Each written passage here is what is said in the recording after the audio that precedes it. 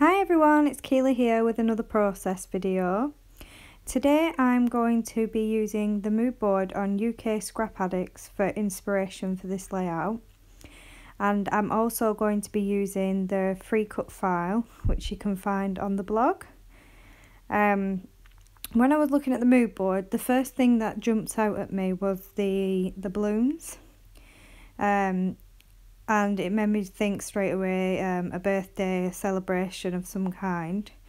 Also the colours in the mood board, they're two of my favourite colours together. I think it looks really nice. So what I've decided to do was try and use them colours within the cut file.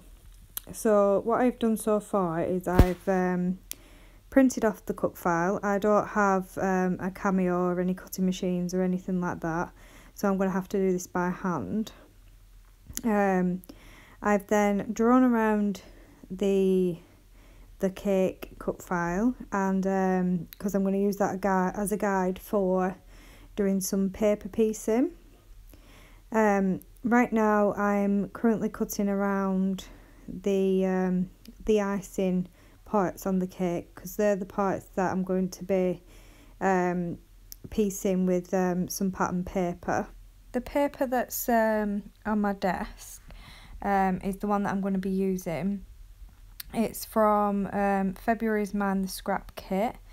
I'm trying my best to try and use up lots of scraps from past kits, just because I've got quite a lot of it in my stash.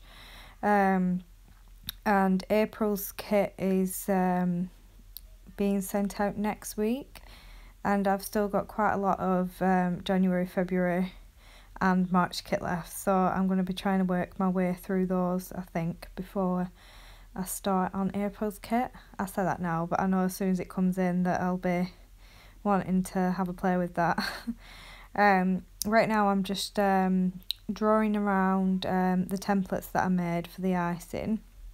I'm picking different points on the paper so that it looks like each colour is running into the next once it's all pieced together on top of the cake. I don't make you watch me drawing around each one. I will move on to the cutting stage next. I do skip quite a lot of the process in this video, just because a lot of it gets quite repetitive. So I'll show you a little bit from each stage of me putting the cake together. Right now I'm just going to start cutting it out. There is a slight light change in a moment. I was scrapping in natural light, which was fine to start with, but then it started getting quite gloomy, so I've just put the light on so that you can see what I'm doing a little bit better. So now, yeah, I'm cutting around each of the pieces of the icing. I'm really pleased actually with how they look. This whole layout actually comes together really quickly for me. There's not too much faffing around. I kind of already knew what I wanted to do. So yeah, once I've cut all those out, that's how it's going to look once it's all stuck down, which is what I'm doing now. I know that I want to do some hand stitching, because also this week on Mind the Scrap, it's the challenge on there is to use different forms of media. So I think it's washi, ribbon, twine, and we can do like hand stitching and stuff. So I thought it would be perfect to combine both challenges, and hand stitching is right up my street. I absolutely love doing it. So yeah, again, I don't make you watch me stick all of these down, but I will show you what it looks like once it is all stuck down, and before I move on to poking my holes then for my stitching. So yeah, here we go, it's all stuck down. I'm now going to start poking holes around each of the layers of icing, and down each layer of the cake, and also the plate at the bottom. I do the hand stitching off camera, just because it did take a couple of hours to do it. I was actually hand stitching in between making our dinner tonight, which actually I didn't burn the kids' tea for once, which is pretty good for me. They know Mum always burns tea, which yeah, they kind of celebrate when I don't. So yeah, again, I'll cut some of this out, and I'll show you it all completed once I've done the stitching. So yeah, that's all the stitching done. I think it looks really good. I'm really pleased with how it turned out. And now I'm going to cut it out from the cardstock, because I do want to raise it up a bit once I put it on the layout. I want to put some foam behind it, because I want it to be a focal point within the layout. At this point in the layout, I hadn't actually decided on which photo I wanted to use. I knew I wanted it to be a birthday page, and I was kind of umming and ahhing over two photos, one of my niece and one of my little girl Darcy. I did decide to go for this one of my niece, just because the colours in the photo coordinate really well with the colours of the cake. I then picked this Dear Lizzie die cut title piece, just because there's some gold in the mood board, and I knew I wanted to include gold within this layout, and I thought it worked really well as the title for the page. In our January Mind the Scrap kit, we got these Bo Bunny journaling cards. They're very birthday themed, and even though I've used quite a few of them, I still have lots of these left. So I had a look through, and I found these ones with the balloons on, which match the colours of the layout really, really well. And also it's in keeping with the mood board, because the balloons are what first inspired me.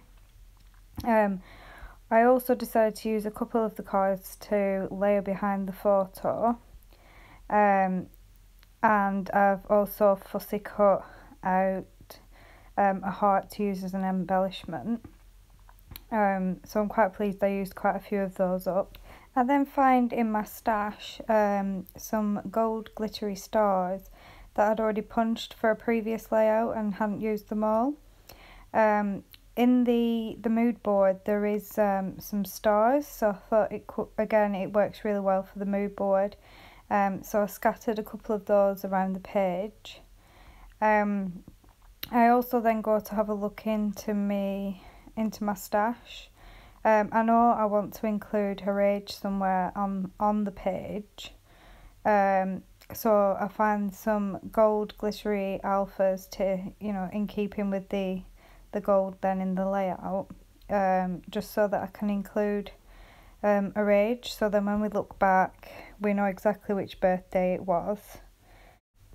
Once I add her age to the layout, I do decide that I don't really want to add anything else to the page. I feel like there's quite a lot going on already with the cut file, and the photo's also quite a big one too, so I don't really want to take anything away from them.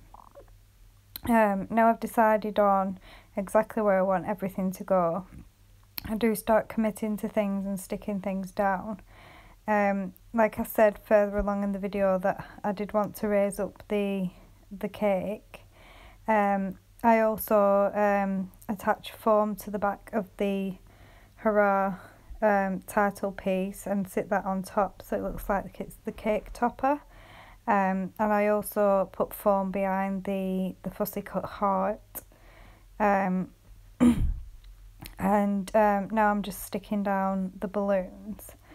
I know that I need to add something for the string of the balloons so they look like they're floating. So in keeping with the hand stitching on the page, I decided to hand stitch some strings for the balloons. I use a white thread just so it's very subtle. And like I said, so I don't take anything away from the cut file or the photo. And what I do first is I just pencil in some strings for the balloons, which I then use as a guide for poking my holes. I do the stitching off camera, just because even though it's only a small amount of stitching here, it does take a little while, which is quite boring for you to watch.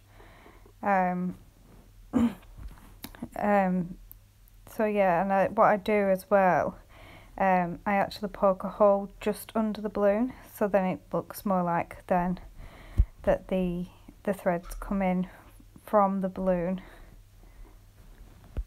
I'm really happy actually with how this layout turned out. Even though a lot of work went into the making of it, it did all come together really easily, which makes a nice change, because usually it does take me a lot longer to decide what I'm actually doing, and I mess about so much. Here's some close-ups. Thank you all for watching.